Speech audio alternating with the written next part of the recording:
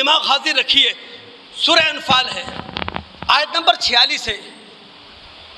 دوستو، امت محمد صلی اللہ علیہ وسلم اور پاکستانی مسلمانوں کو اگر برکت مل سکتی ہے، سعادت مل سکتی ہے، ترقی مل سکتی ہے، کامیابی کا زینہ مل سکتا ہے، تو وہ صرف رسول کی اطاعت سے ہے۔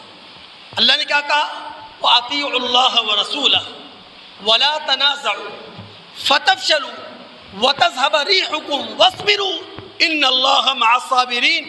اللہ کی اطاعت کرو، رسول کی اطاعت کرو، آپس میں متنازع نہ ہو جاؤ، آپس میں بٹ نہ جاؤ، آپس میں اختلاف نہ کرو، ورنہ تمہاری ہوا اکھڑ کر رہ جائے گی۔